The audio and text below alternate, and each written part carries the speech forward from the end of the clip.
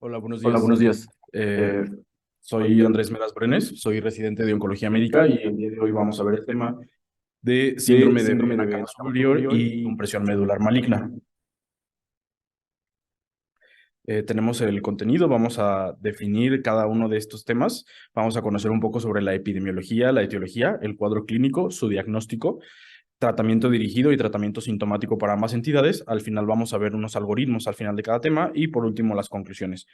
Como objetivos para esta clase me propuse poder identificar los datos clínicos relevantes que señalen situaciones de emergencia en el campo de la oncología, proponer enfoques de evaluación y mejorar la selección de tratamientos, familiarizarse con las diferentes opciones disponibles y comprender en base a la evidencia que las respalda. Vamos también a elaborar un protocolo de atención para las situaciones en entornos de urgencias y durante la hospitalización. Entonces, vamos a comenzar con síndrome de vena cava superior. Realmente esta no es una enfermedad nueva. La primera vez que se describió fue por este médico llamado William Hunter. Era un médico sueco, me parece. La descripción que hizo fue en un paciente con un aneurisma aórtico, esto por sífilis terciaria. De ahí una de las revisiones más antiguas que tenemos es esta publicada en 1957. Fue una revisión de 247 casos que existían en la literatura y en ese entonces el 40% de estos casos de síndrome de vena cava superior se debían a aneurismas sifilíticos y la segunda causa más frecuente se debía a mediastinitis por tuberculosis.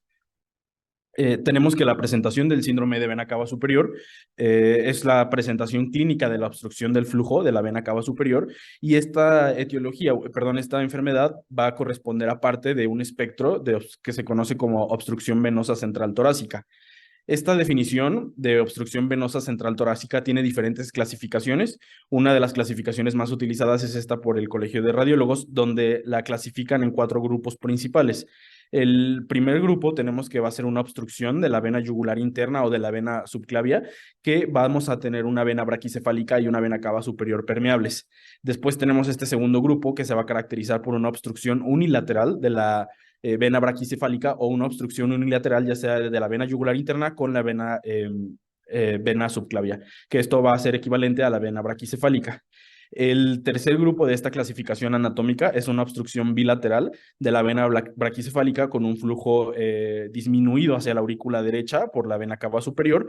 Y por último vamos a tener esta cuarta clasificación que es la que compete al tema que estamos revisando, donde va a haber una obstrucción de la vena cava superior que va a impedir el flujo venoso torácico hacia la aurícula derecha. Para hablar de la etiología, nos podemos remontar a este estudio que se publicó en el 2006. Es una de las series que incluye más pacientes con síndrome de vena cava superior reciente, entre comillas. Este fue un estudio retrospectivo que incluyó a una población tratada en un hospital en Inglaterra entre 1996 y el 2001. Se reunieron en total 78 casos de síndrome de vena cava superior y tenemos que el 60% de ellos, o sea, 44 de estos 78 casos, se debían a una neoplasia torácica, mientras que 31, el 40%, se debían a una patología mediastinal no oncológica. Aquí tenemos la división por el tipo de enfermedad. Vemos que las dos más frecuentes es el cáncer de pulmón de células pequeñas y el cáncer de pulmón de células no pequeñas. Buscando la prevalencia de estas enfermedades en este centro hospitalario, se detectó una prevalencia de 6% para células pequeñas, 1% para células no pequeñas y los tumores germinales también tenían una prevalencia del 7%. En cuanto a las causas relacionadas a enfermedades no oncológicas, en el 71% de este 40% de pacientes, las más frecuentes fueron relacionadas a dispositivos intravasculares, catéteres de tipo Portacat en el 21%, catéteres para hemodiálisis en el 5%. 6 casos fueron por mediastinitis fibrosante, uno fue por un hematoma tras la reparación de una disección y un caso fue por una trombosis primaria de la vena cava superior. Entonces aquí podemos ver como un panorama general de que sí, la mayoría de las enfermedades o la mayoría de las causas de síndrome de vena cava superior siguen siendo causas oncológicas, pero también las causas no oncológicas y estas asociadas al uso que ha habido recientemente al mayor incremento de dispositivos intravasculares, pues tampoco se queda atrás. Este es otro estudio donde se hizo una revisión de la literatura y se encontró que entre el 60 y al 85% de los casos de síndrome de vena cava superior se debían a una neoplasia maligna intratorácica. La más frecuente nuevamente fue cáncer de pulmón, específicamente células no pequeñas, entre el 22 y el 57% reportado por la literatura. Cáncer de pulmón de células pequeñas fue la segunda más frecuente, entre el 10 y el 39%, y seguido ya de linfomas, metástasis de otros tumores, adenocarcinomas, timomas y sarcomas. Además de esto, también se buscaron causas benignas. En este caso, 16% se debieron a dispositivos intravasculares, en este caso Portacat, catéteres de hemodiálisis en el 5%, fibrosis mediastínica y trombosis primaria. Eh, Cabe resaltar también que en cuanto a las diferentes manifestaciones clínicas, este mismo estudio que les presenté, que se publicó en el 2006 de este hospital en Inglaterra, y uno de los principales síntomas o los que estaba más frecuentemente relacionado era edema facial o edema de cuello, hasta en el 82% de los casos. También se encontró como segundo síntoma más frecuente edema de extremidades superiores, disnea en reposo, tos, venas torácicas dilatadas, dolor torácico y enrojecimiento facial. Además de esto, quisieron buscar los autores si había algún síntoma que nos pudiera o que se asociara estadísticamente de manera significativa con cáncer, y los que encontraron fueron la disnea en reposo y la tos. Estos síntomas parecieran que podemos encontrarlos con mayor frecuencia o parecen estar más relacionados en pacientes que tienen alguna neoplasia, y el tercero más frecuente es dolor torácico y hombro. Ahora, para poder evaluar la severidad de todos estos síntomas que mencioné, tenemos diferentes puntajes. Uno de los primeros que se describió fue el puntaje de Kishi, que se publicó en 1992. Realmente no tomaba en cuenta a muchos pacientes con cáncer, con neoplasias cuando se validó, pero va a tener diferentes parámetros que va a medir. El parámetro más importante o el parámetro que nos va a conferir un mayor puntaje va a ser una alteración de la conciencia con un puntaje de 4 puntos, alteraciones visuales, cefalea, vértigo, alteraciones en la memoria, alteraciones mentales, malestar, ortopnea o edema laringio, estridor, disfagia o disnea, tos, dolor pleurítico, edema labial, edema facial y dilatación venosa del cuello. Cada uno de estos va a tener un distinto puntaje, pero en ese momento, cuando se hizo la validación de este score, se determinó que un valor por arriba de 4 se iba a considerar que era necesario realizar alguna intervención en el paciente. Tenemos este otro puntaje que es un poco más actualizado. Este se publicó en el 2008, que es la clasificación de la gravedad de los síntomas de Yale, que va a clasificar al paciente en seis diferentes variables, desde asintomático, pacientes que tienen síntomas moderados, donde podemos ver que reportan también la incidencia de estos síntomas en pacientes con síndrome de vena cava superior, que generalmente se va a caracterizar por edema no cerebral con repercusión funcional. Además de esto, van a presentar alteraciones en los movimientos de cabeza, mandíbula, palpebrales, alteraciones visuales. Y también nos da un puntaje para pacientes que tienen un cuadro clínico potencialmente fatal, caracterizado por edema cerebral, repercusión hemodinámica grave, y esto, como podemos ver, es la minoría de los pacientes, se presenta solamente en el 5% de los pacientes. Y esto que estoy mencionando tiene algo muy importante porque nos va a dar la pauta sobre cómo va a ser el abordaje que vamos a realizar en estos pacientes. Es importante tener en cuenta que hay que realizar un diagnóstico patológico claro antes de iniciar el tratamiento. Síndrome de vena cava superior en la mayoría de los casos va a ser una urgencia, no lo vamos a considerar una emergencia como pudimos ver. Hasta el 60% de los pacientes se van a presentar sin tener un diagnóstico establecido de cáncer, y es importante que para el abordaje diagnóstico siempre consideremos la sospecha de malignidad y tener en cuenta los diferentes factores de riesgo del paciente, la edad, el sexo, el tabaquismo. Hay que tener las causas infecciosas como un diagnóstico diferencial más que nada, y también descartar la asociación a dispositivos intravenosos. Vamos a tener que realizar una buena historia clínica, por lo tanto, realizar una exploración física para poder puntuar o determinar estos scores de gravedad, conocer los factores de riesgo de los pacientes, y nuestro estudio ideal aquí, o el que vamos a utilizar de primera instancia, es la tomografía contrastada. Esta se ha visto en diferentes estudios que tiene una sensibilidad entre el 96 y 98%, con una especificidad del 97 a 99%. Entonces, va a ser nuestro estudio principal, y en algunos pacientes donde no podamos utilizar la tomografía contrastada, podemos optar por la venografía por resonancia magnética, que tiene resultados similares. Tenemos también diferentes estudios que podemos hacer, unos menos invasivos hasta unos más invasivos, como citología de esputo, toracocentesis, biopsia de algún ganglio que sea palpable en el paciente, y estudios ya un poco más invasivos como broncoscopía, ultrasonido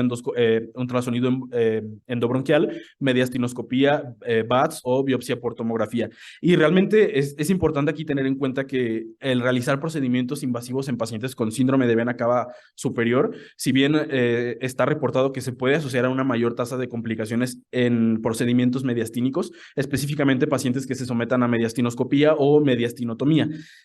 Han tratado de identificar qué factores de riesgo se presentan con mayor frecuencia o qué factores puede tener mi paciente que podría ponerlo en riesgo y podríamos decidir optar por una estrategia menos invasiva, y los que se han encontrado con una significancia estadística es la obstrucción traqueal y el derrame pericárdico.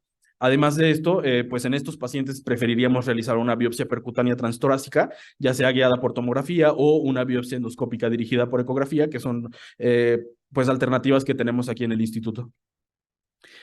Hablando sobre el tratamiento, los principales objetivos del tratamiento en estos pacientes va a ser aliviar los síntomas y tratar la enfermedad subyacente.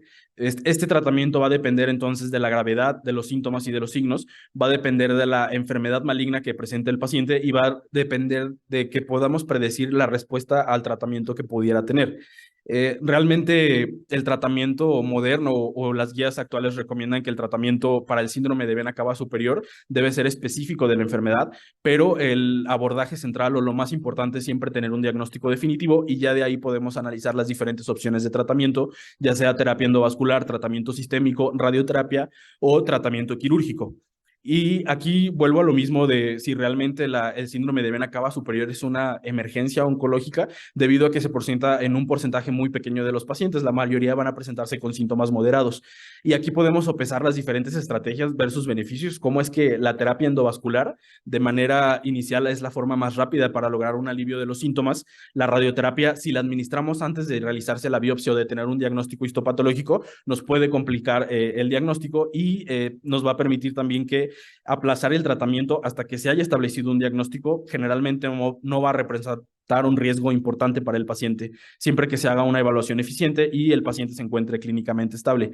Me gustaría mostrarles este estudio donde, si bien es una población muy pequeña, fueron 17 pacientes que tenían masas mediastinales. Ya es un estudio bastante antiguo que se publicó en los 80s en JCO, donde se incluyeron a 19 pacientes que tenían masas mediastínicas sintomáticas que recibieron tratamiento con radioterapia. En ese entonces el tratamiento con radioterapia era como el estándar del tratamiento, y podemos ver que hasta en el 42% de los pacientes no fue posible establecer un diagnóstico, incluso después de haber terminado con la radioterapia y haber realizado las biopsias necesarias. Entonces, es importante tener en cuenta esto porque, como pudimos ver, la mayoría de estas causas de síndrome de vena cava superior van a ser neoplasias sólidas, y generalmente ofrecer tratamiento con radioterapia previo a tener un diagnóstico histopatológico sí podría al final cambiarnos un poco el tratamiento. Entonces, esto es algo importante a tener en cuenta en cuanto a qué tipo de tratamiento ofrecer o por qué no poner la radioterapia como primer lugar. Y bueno, existen también medidas generales que se han descrito.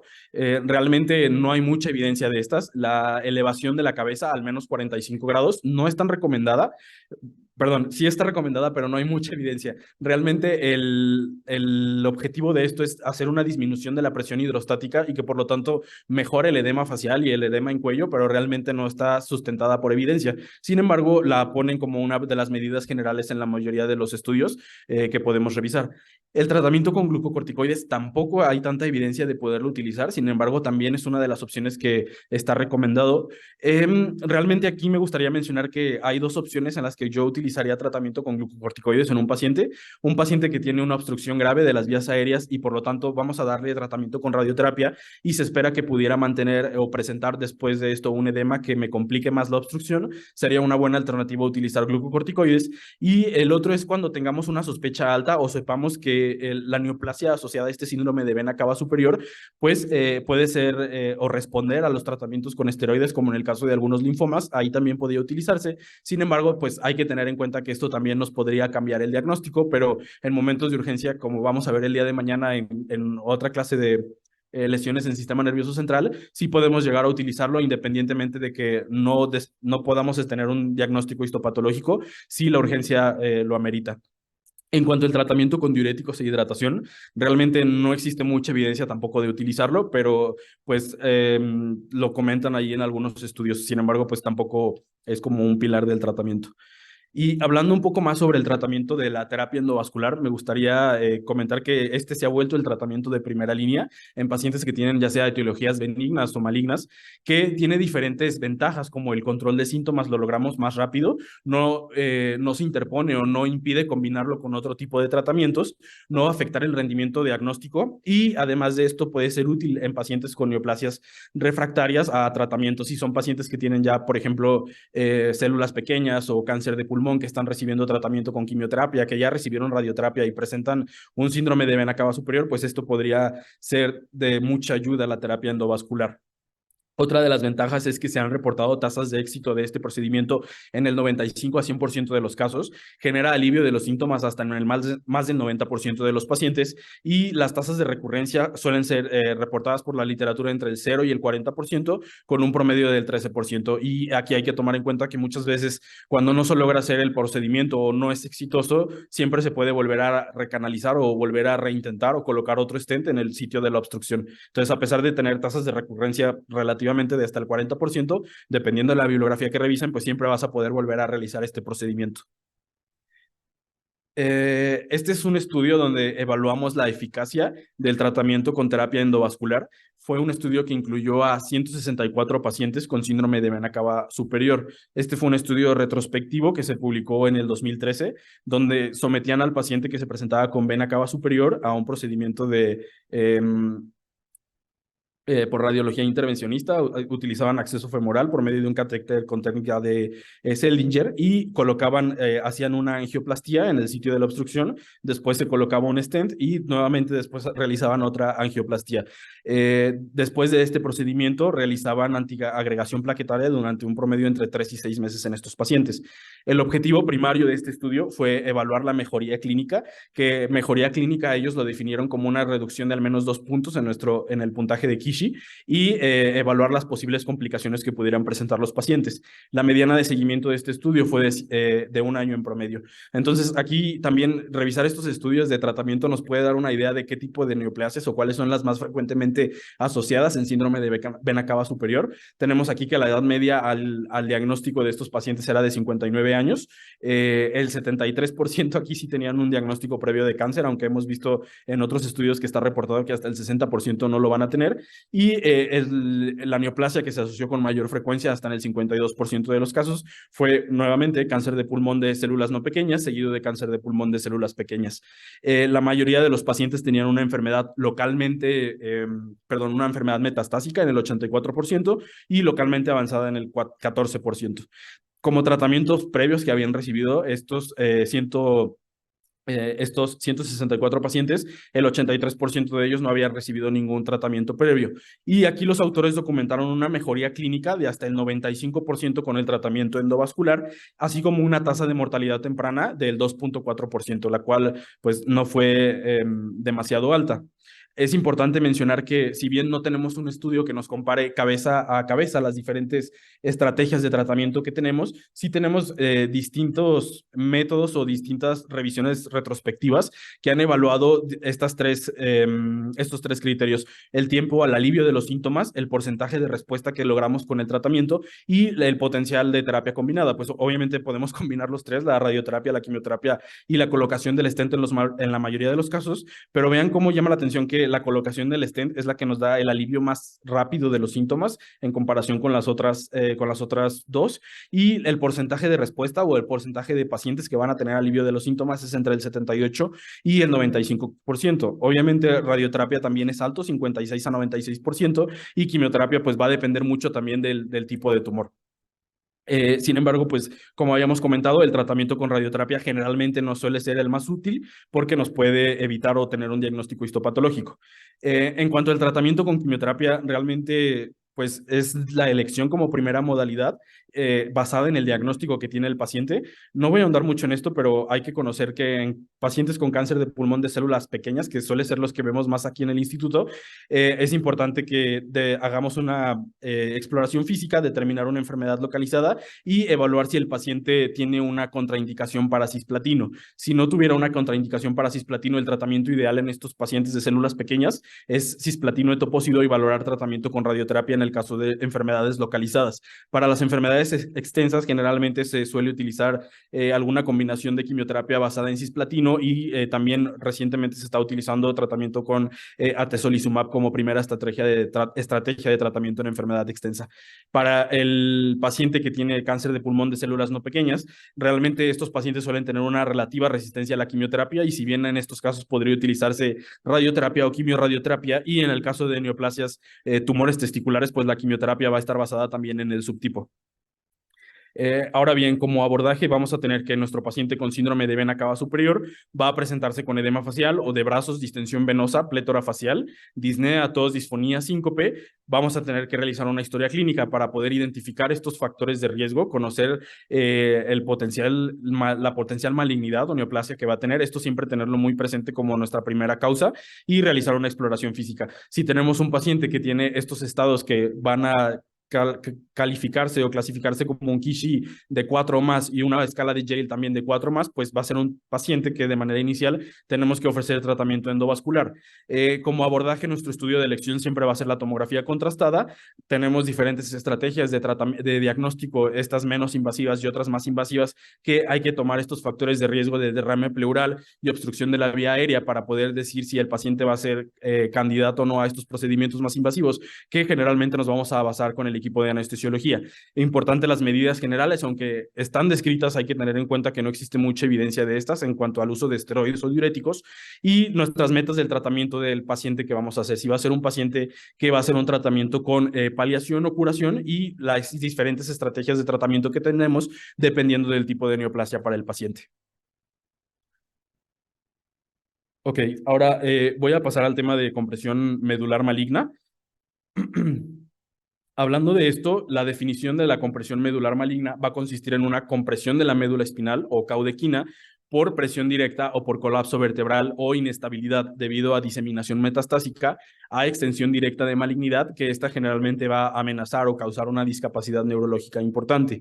Va a ser parte de un espectro que se conoce como enfermedad metastásica ósea y generalmente, no voy a ahondar mucho en esto, pero tener en cuenta que podemos tener neoplasias primarias espinales como las que se originan en estructuras extramedulares, en la mayoría de los casos 90%, suelen ser schwannomas en el 29%, meningiomas 25%, ependimomas exofíticos 13% y sarcomas en el 12%. También tenemos neoplasias primarias espinales intramedulares, menos frecuente, pero las que se asocian más suelen ser los ependimomas o los astrocitomas. En cuanto a la fisiopatología, en el 85 a 90% se va a tratar de un tumor metastásico en los huesos vertebrales y existen diferentes mecanismos. El que se ha descrito más o el que se asocia con mayor frecuencia es una siembra arterial, que es el que va a estar en la mayoría de los pacientes, y el segundo más frecuente va a ser por medio del plexo venoso de Batson. Esto va a tener una relevancia importante en los pacientes que tienen tumores pélvicos como cáncer de próstata, los cuales suelen presentar enfermedad metastásica en la columna lumbar con mayor frecuencia.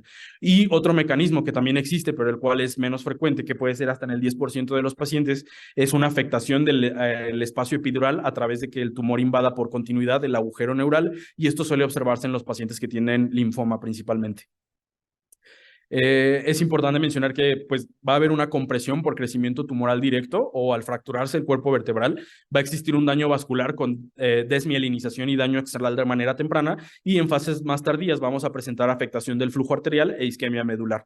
En cuanto a las diferentes causas de síndrome de compresión medular maligna, tenemos que las metástasis óseas generalmente y de manera, de manera muy general, Hueso suele ser la tercera más frecuente después de pulmón e hígado, pero es algo que tenemos que tener bien presente, que hay una incidencia anual del 3 al 5% en los pacientes que mueren por cáncer en los estudios que tenemos. Y esta es una serie que les muestro de 15,000 pacientes que se hospitalizaron por compresión medular maligna entre el 98 y el 2006, y vemos que la mayoría o el 25% de estos pacientes fue por una neoplasia en pulmón, 16% fue en próstata, 11% fue eran pacientes que tenían mieloma múltiple y el 7% eran pacientes que tenían enfermedad o cáncer de mama. Es algo a tener en cuenta. Otra manera de poder clasificar la etiología es en base a la presentación. Si esta presentación es sincrónica al momento del diagnóstico, generalmente suele ser los pacientes que llegan a urgencias sin tener el diagnóstico previo, y estos van a ser pacientes con cáncer de pulmón, pacientes con mieloma múltiple o bien pacientes con un tumor un primario desconocido. Y en cuanto a los pacientes que tienen una presentación metacrónica, que son pacientes ya conocidos con diagnóstico de cáncer, los más frecuentes pueden ser mama y próstata. Ahora bien, en cuanto a la revisión del cuadro clínico, aquí tenemos esta tabla donde vienen la frecuencia por orden de la más frecuente a la menos frecuente, y vemos que el dolor suele ser la que está presente hasta en el 96% de los casos.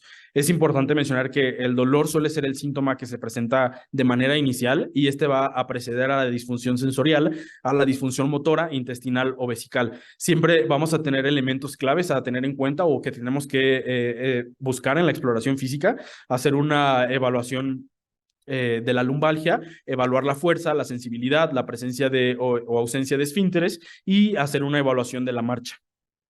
Ahora, si clasificamos a los pacientes dependiendo de cuál es el sitio que se afecta con mayor frecuencia de la columna, tenemos que la columna torácica es el sitio frecuentemente más afectado, hasta en el 60-70% de los casos, y la columna lumbar suele ser acompañada de sacro, la segunda más frecuente en el 20-30% de los casos.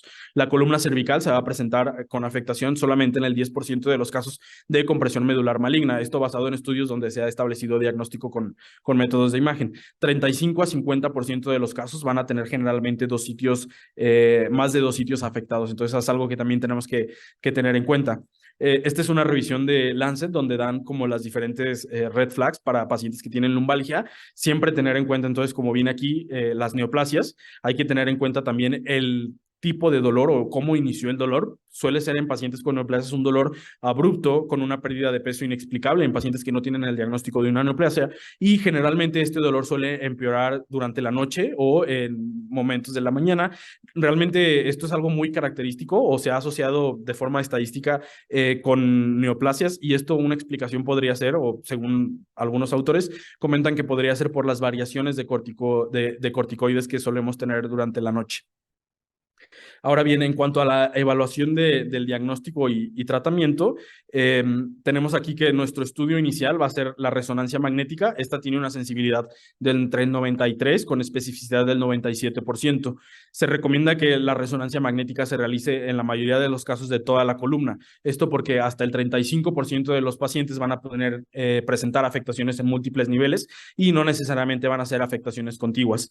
Ahora, si está contraindicado o, como en la mayoría de los casos, no tenemos la resonancia magnética, podemos realizar una tomografía contrastada intravenosa. Sin embargo, siempre hay que tener en cuenta que esto no me va a descartar al 100% que no tenga el paciente compresión medular. Entonces, si la sospecha es fuerte y la tomografía es negativa, aún así es necesario realizar la resonancia magnética. Pero si no tenemos la resonancia magnética a la mano, pues la tomografía contrastada puede ser el estudio inicial.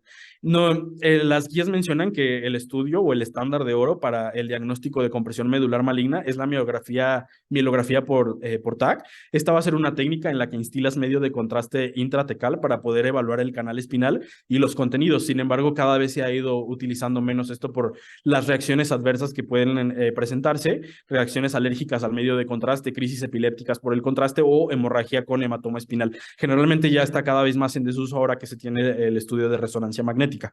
Existen en cuanto al evaluar qué tipo de tratamiento vamos a dar. Tenemos estos 4 pilares en la evaluación que están propuestos por el Memorial Sloan Kettering Cancer, que el primero es el ser una evaluación neurológica. Esta evaluación neurológica tiene que ser clínica y radiológica y dar un grado radiológico de cuál es la afectación del canal medular. Esto nos va a ayudar para poder definir qué tipo de cirugía y la urgencia de la cirugía que va a requerir el paciente.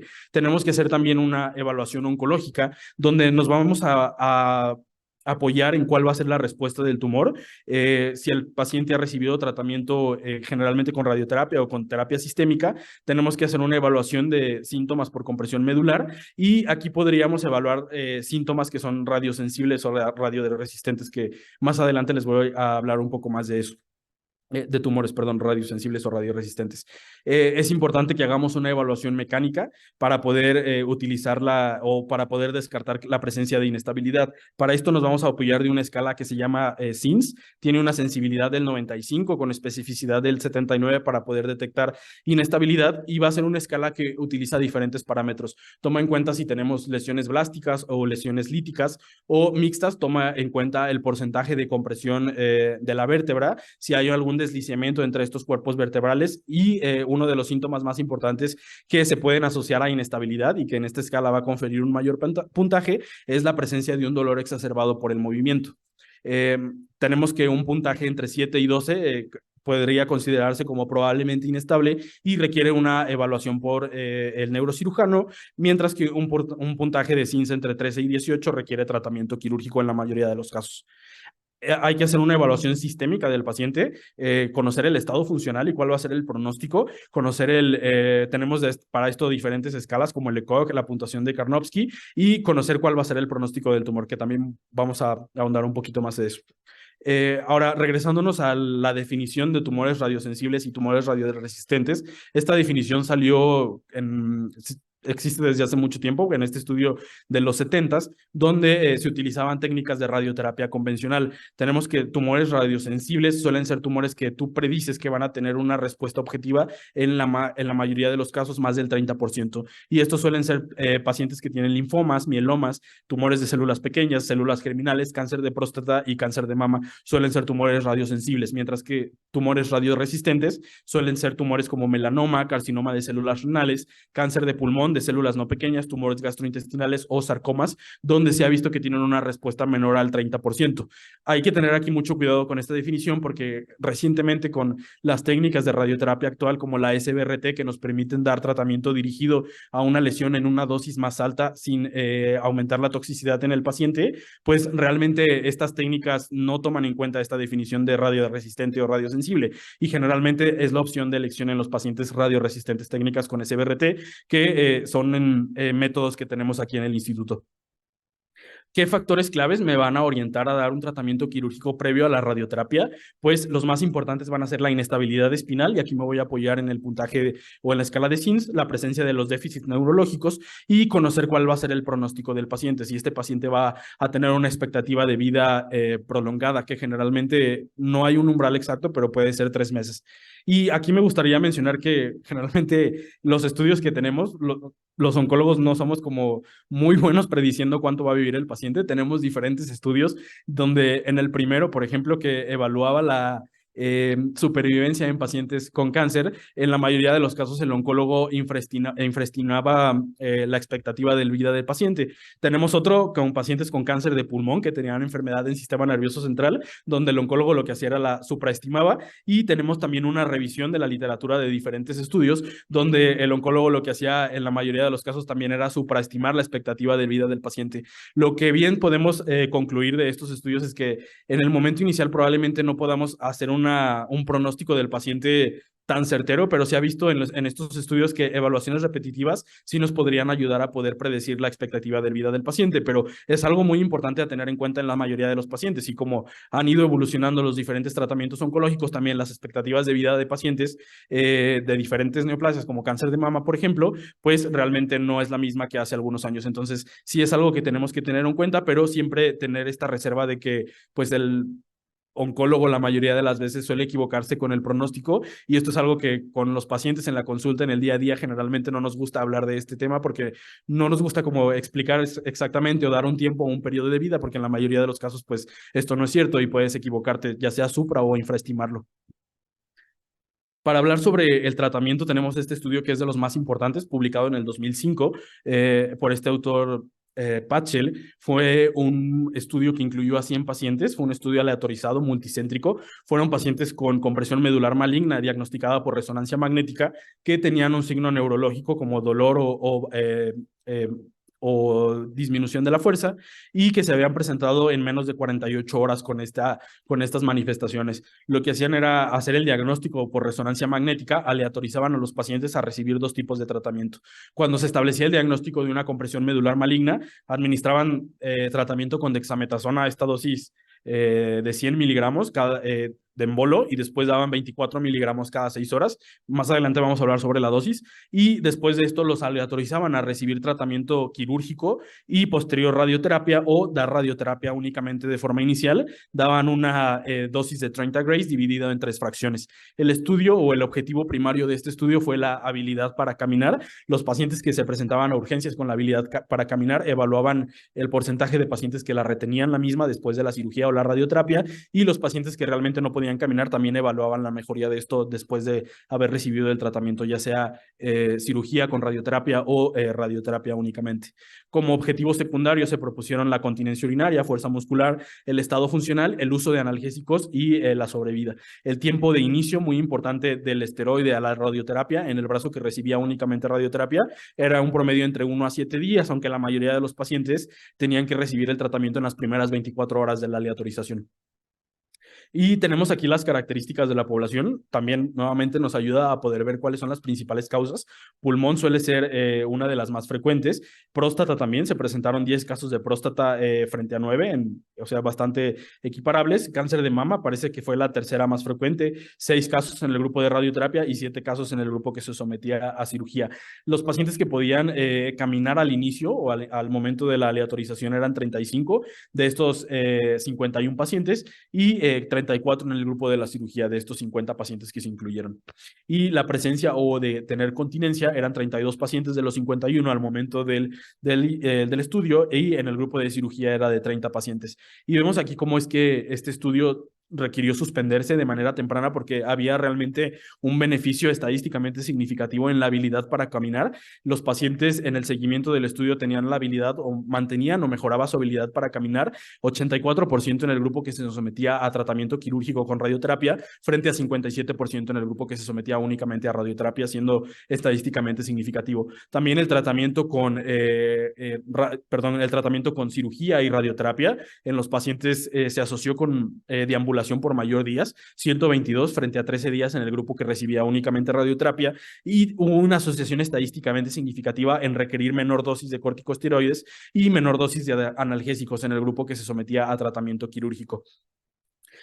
Si bien el tratamiento o el pilar de tratamiento cambió con este estudio publicado en el 2005, y ahora el tratamiento estándar es realizar una cirugía y después ofrecer tratamiento con radioterapia, tenemos pacientes que realmente por la expectativa de vida no va a ser posible ofrecerlo, o por el estado funcional ofrecer un tratamiento tan agresivo, y en ellos también se han evaluado estrategias de tratamiento paliativo. Tenemos este estudio que no es tan antiguo, publicado en JCO en el 2016.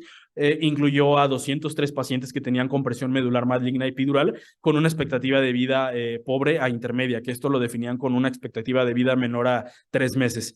Lo que hicieron aquí es aleatorizar a los pacientes a recibir sesiones de radioterapia, ya sean 5 sesiones de 4 grays, o sea, 20 grays en total, o 3 grays en 10 sesiones, 30 grays en total. Esto con el objetivo de que hay que tener en cuenta que a mayor sesiones implica estar movilizando más al paciente, y por lo tanto pues puede tener alguna complicación, es estarlo aumentar los costos y aumentar las potenciales complicaciones. Por eso se ha buscado disminuir el número de sesiones y ver si esto es igual de efectivo que darlo con 10 sesiones como habíamos visto. y realmente el objetivo primario fue evaluar la respuesta al tratamiento, la función motora y ver si había mejoría o progresión de los síntomas, y objetivos secundarios fue la deambulación, la sobrevida libre de progresión local y la sobrevida global. Realmente al final del estudio, al seguimiento después del tratamiento, al mes, a los 3 y a los 6 meses no hubo una diferencia estadísticamente significativa entre ofrecer un tratamiento hipofraccionado de dar 5 grays, 5 sesiones en 4 grays, u ofrecer un tratamiento de 10 sesiones y 3 grays por sesión. Son igual de efectivos ambos tratamientos y hay que tenerlos en cuenta también.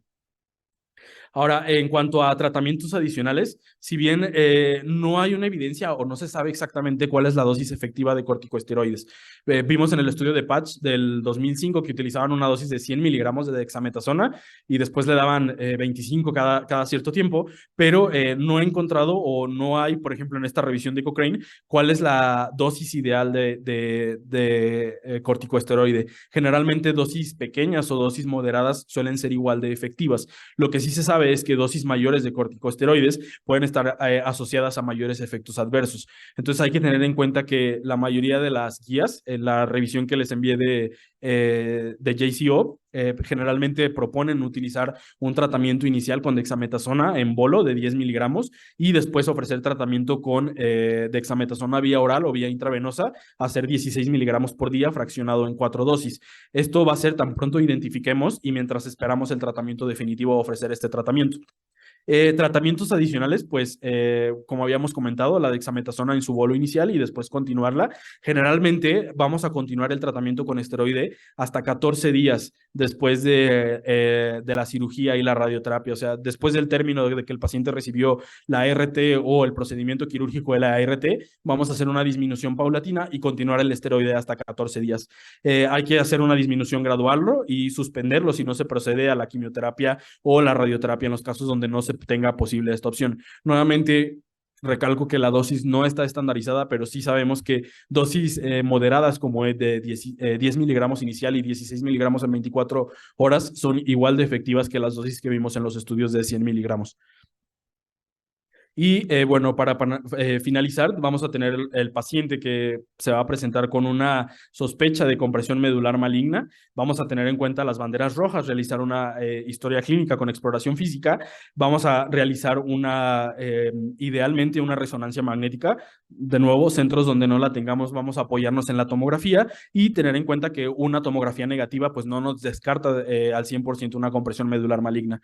Es importante realizar el estudio en toda la columna porque vimos que hasta el 25-35% de los pacientes suelen tener afectaciones múltiples y no necesariamente por continuidad. Entonces, lo ideal sería realizar la resonancia magnética de toda la columna, hacer nuestra evaluación neurológica, tanto clínica como radiológica. La radiológica, vamos a apoyarnos en los hallazgos de la resonancia magnética para poder establecer estos puntajes de severidad que existen y el momento en el que detectemos la compresión medular maligna, iniciar tratamiento con esteroide intravenoso a dosis moderadas, que sabemos que es igual de eficaz. Es importante que hagamos siempre una evaluación para descartar la inestabilidad, esto apoyándonos en la escala de SINS, y pacientes que tengan inestabilidad con un SINS mayor de 13, es importante que aquí veamos cuál es la expectativa de vida del paciente, que como habíamos comentado, siempre hay que tener esto o tomar este punto con mucho cuidado, pero pacientes que tengan una pobre expectativa de vida, generalmente podemos ofrecer tratamiento con radioterapia convencional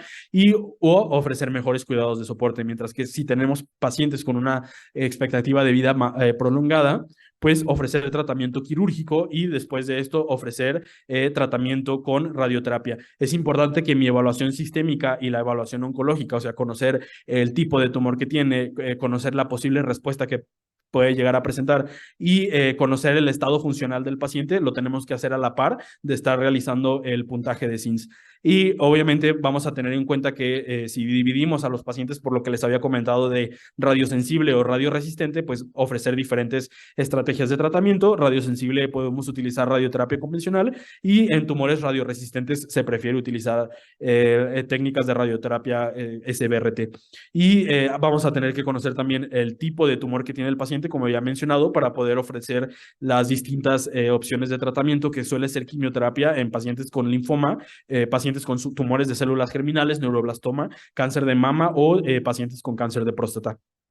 Ahora bien, como conclusiones, hay que tener en cuenta que la compresión medular maligna es una emergencia, va a requerir una evaluación mecánica urgente para poder identificar esta estabilidad espinal. El diagnóstico y el tratamiento van a permitir al equipo de atención médica poder ofrecer la mejor estrategia o la mejor opción de atención. Hay que recordar en este estudio de PATS que la cirugía la hacían en las primeras 24 horas o idealmente, bueno, eran las primeras 48 horas, pero idealmente debe de ser en las primeras 24 horas al momento de identificar la compresión medular maligna.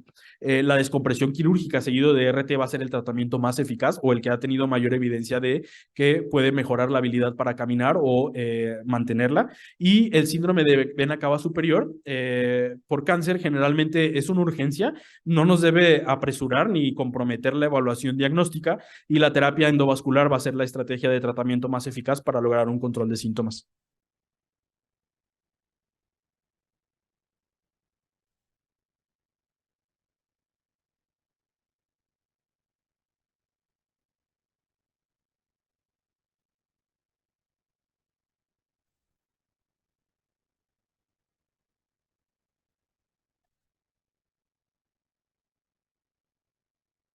Cuarenta y ocho horas. 48. Lo ponen como criterio que sea en las primeras 24 de que se detecta, pero la media era hasta 48 horas. Y cuando el uso, en cuanto al uso de la radioterapia, también lo ponen como criterio que se realiza en las primeras 24 horas, pero había pacientes que la recibieron hasta los 7 días. Sí, era un criterio de inclusión, que se hubieran diagnosticado con resonancia magnética.